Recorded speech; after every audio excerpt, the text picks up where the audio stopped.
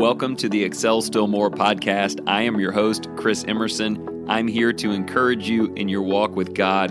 Thank you for joining in. Today's podcast is sponsored by Cunningham Financial Group. John Cunningham is a friend of mine and a brother in Christ, and he can help you with financial decisions and future planning. He's been a big help to me and my family, and I commend him to you. You can reach him at 205-913-1720. I am so thankful you're here, so let's get started.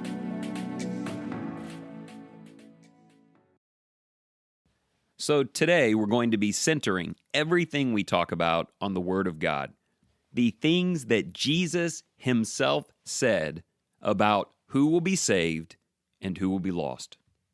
I have to believe that of everything that's ever been said by anyone at any time, there is nothing more significant than when the Son of God, who was raised and is now ruling as our King, when he says, "These are the people that I'm taking to heaven with me, and these are the people I'm leaving behind," that whatever specific things he said should be more important to us than anyone or anything on the planet. So in just a little while, we're going to settle into Matthew 25 and listen to Jesus. But first, let me talk a little bit about the title today, These Salvation Issues. On the surface, that sounds pretty basic. Jesus tells us what they are, and we believe him. But it tends to get a little more complicated than that. I mean, have you ever heard people debate over what the salvation issues are?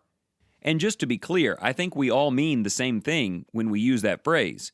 These are the issues, where if you do this, you can be saved, and if you don't, you're lost. Or maybe to invert that for some moral principle. If you engage in that bad behavior, you cannot be a part of the kingdom of heaven, and if you abstain from it, you can. Anyone I've ever conversed with over salvation issues, that's what they meant. But have you noticed that not everyone's list is the same? In fact, different local churches draw lines of heaven or hell in somewhat different places than churches of the same name right up the street. I think there's just something in each one of us who feels like we need to draw the lines so everyone will know where they are. But you'll notice with some people, those lines always happen to be the issues that mean the most to them.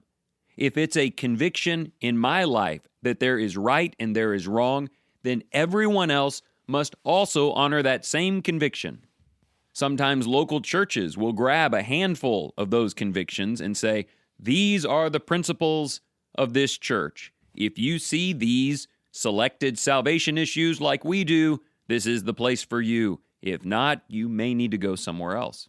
But in and of itself, that means that people's lists will be different because our convictions on things are different. I'm not talking about the commands of scriptures. I'm talking about the way that we view examples or the limitations of the patterns we see in the book of Acts, or maybe how we interpret some portion of imagery.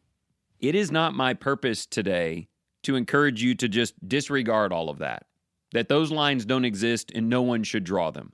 I probably should have said that earlier because I'm sure there are a few preachers secretly listening in today hoping that I slaughter some sacred cow and announce something is not a salvation issue, which they clearly believe they can prove to be. While I'm not going to do that, and I do want to get to the words of Jesus, this introduction is purposeful. I just think we need to be more careful about the lines that we draw in the sand. Usually, the lines that are drawn by someone about what is an issue of eternal consequence, that person just happens to be on the right side of all those lines.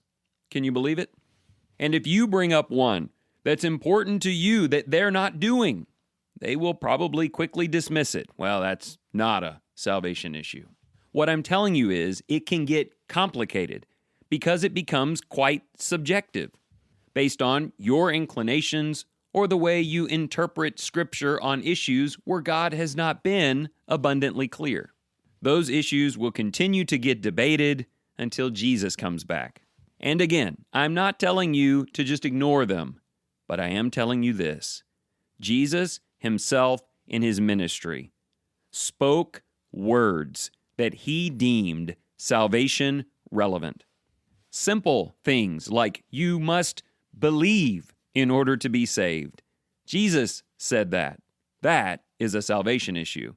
Jesus said, unless you repent, you will all likewise perish.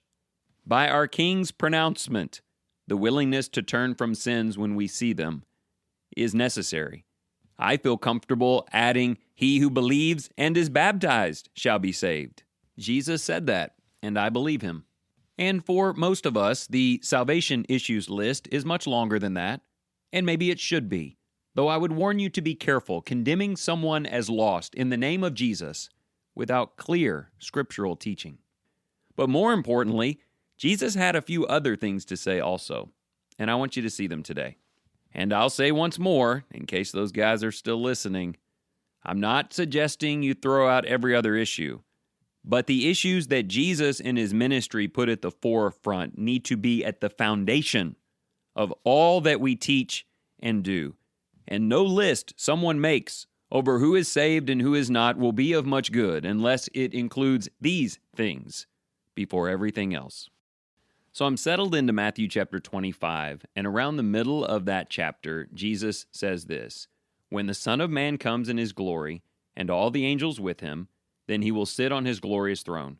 All the nations will be gathered before him, and he will separate them from one another, as the shepherd separates the sheep from the goats. And he will put the sheep on his right, and the goats on the left. He goes on to explain, everyone on his left will go to eternal fire, and everyone on his right will be taken to glory. I'm pretty sure you're picking up what I'm laying down already today, but let me go ahead and add, it is Jesus who makes this decision. No one else does. Not a friend, not a foe, not a preacher or a church, or even yourself. The time is coming, and Jesus will decide. But praise be to God that Christ was abundantly clear how that distinction will be determined. The salvation issues, straight from the mouth of the Savior. Throughout the whole of that chapter, Jesus gives 3 stories or events to make sure we are abundantly clear on what matters to him.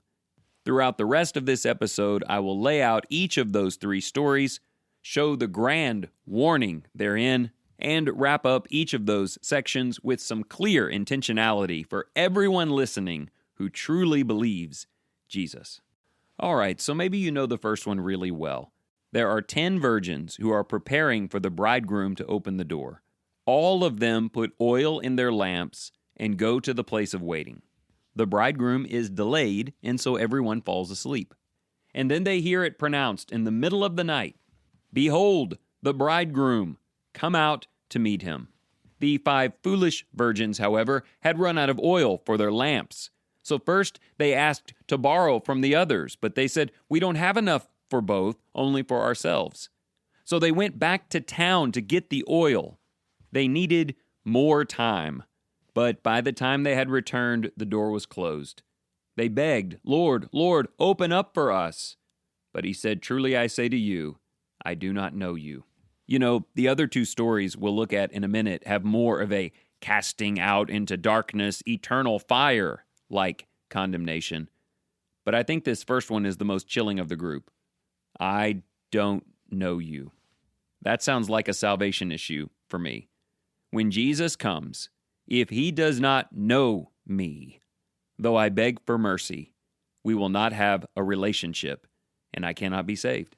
I'd like to categorize this chapter into 3 mistakes that lead to being lost.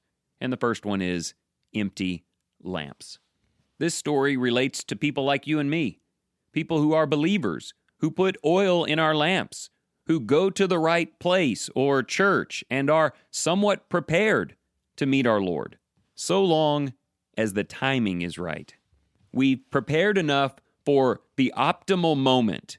If the Lord comes back right now, I'm ready. But if he waits 6 months, I don't know if I'll still be hanging on. That is reflected in the first part of the story. Sometimes it goes the other way. If he comes now, I'm not ready. I need 6 months to prepare. And that's like them going to get the oil, hoping that he waited. But he didn't. You want to know what a salvation issue is? It is preparing to meet the Lord and staying prepared to meet the Lord. Not being someone who needs it to be at this time or at that time. Not being someone who is up and down and in and out and just prays that the timing is right. Not that it's some logistical thing where you happen to be in church if he comes on a Sunday. Jesus made it more than that in the last verse of this section when he said, "Be on the alert then, for you do not know the day nor the hour." Salvation issues are always sown in the heart, a heart of urgency, of intense faith. It will reflect in someone who seeks to be over-prepared, abundantly prepared, so that they can be ready in His time, not their own. You want to be saved? Fill your lamp and keep it trimmed and ready. Okay, so the second story is probably the one we know the best, the parable of the talents. One man is given 5, another 2, another 1. The master leaves for a long time and then returns. The first 2 guys got to work immediately and started gaining because they didn't know how much time they had. There was no time to waste. The master had invested in them, and time was their friend. But the third guy is the real focal point of this story. He is afraid that he's not good enough, that he might lose what he has, that wrath might come his way, and so he does nothing. If the first story warns against empty lamps, the second one warns against buried talents. Because when the master returns and says, "You knew that I expected results, and I gave you plenty of time to multiply," you let fear lead you into burying that talent in the backyard. You want to talk about a salvation issue? Jesus comes back and says to him, "You wicked, lazy slave, you will be thrown into the outer darkness. In that place there will be weeping and gnashing of teeth." I'm not sure Jesus could have used any more descriptive language of being lost. I always say about this story, it's not about how much you give to God. There were differences in what these 3 men were able to do. They were given different amounts based upon different abilities.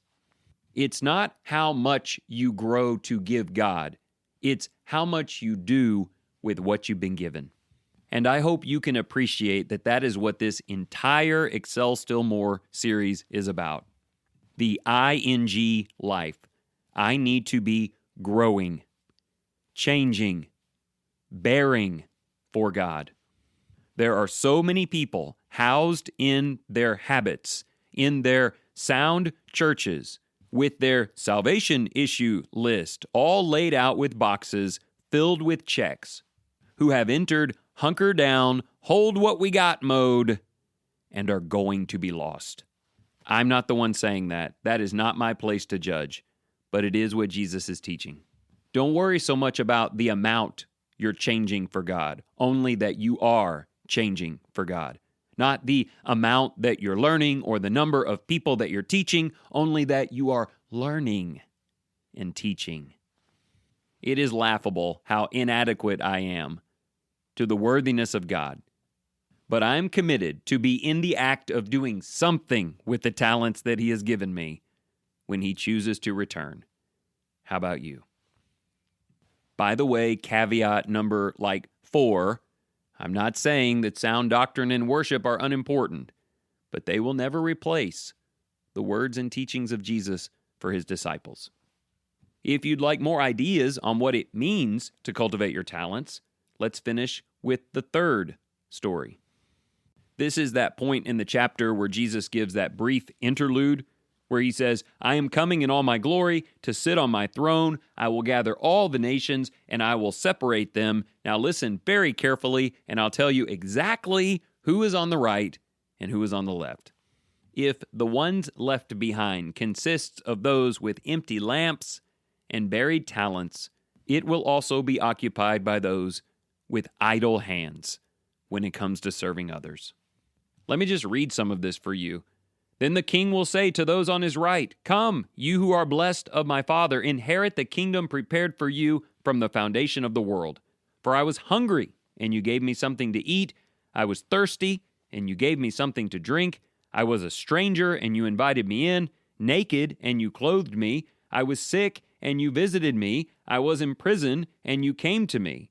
Then the righteous will answer him, Lord, when did we see you hungry and feed you, or thirsty and give you something to drink? When did we see you a stranger and invite you in, or naked and clothe you? When did we see you sick or in prison and come to you? The king will answer and say to them, truly I say to you, to the extent that you did it to one of these brothers of mine, even the least of them, you did it to me. I'll just be straight with you here. Of everything Jesus taught, nothing hits me harder than this section, where he is telling me in the clearest possible language, Chris, this is a salvation issue. It's almost worded for emphasis to sound like this is the salvation issue. I am going to put people in your life. They may seem like the least. And by the way, we don't have clarity here. When he says the least of these brethren of mine, is he talking just about Christians? If so, the Bible talks about those who might be deemed less important, less developed in the kingdom, and those are the ones he's calling on me to serve and visit and feed and help. It's possible he's just talking about their Jewish brethren, the citizens around them, those who others won't help, the least, the ones who can't help in return. He said, that's how I'm going to decide it. Right there. To the extent that you served them like I would have served them if I'd been right there in that place, I will consider that as service to me. This, by the way, is really important for people who say, look, my salvation is between me and the Lord. I know God, He knows me.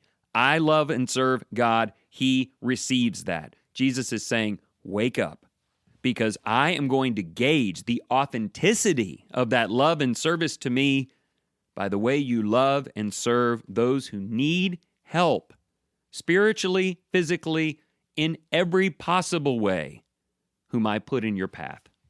So while we need full prepared lamps and excavated and invested talents, we also need service-filled, active hands reaching out to others in the name of the Lord.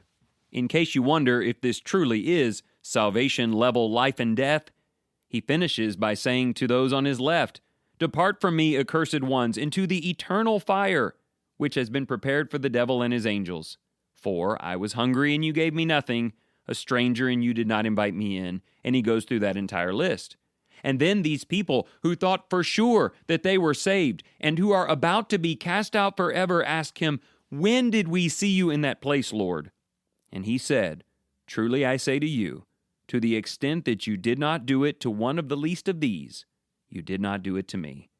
These will go away into eternal punishment, but the righteous into eternal life. I don't know about you, but that makes me want to go out and help somebody. If I had more time today, I would talk to you about the grace of the Lord, His grand willingness to have compassion and forgive. If your lamp has been allowed to run empty, if your talent is buried in the backyard, if you've been missing service opportunities, you can be forgiven.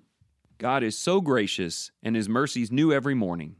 But He is coming back on a day and hour that no one knows. How will He find you when He chooses to come? Prepare, grow, and serve. According to Jesus, in this text, those are the salvation issues.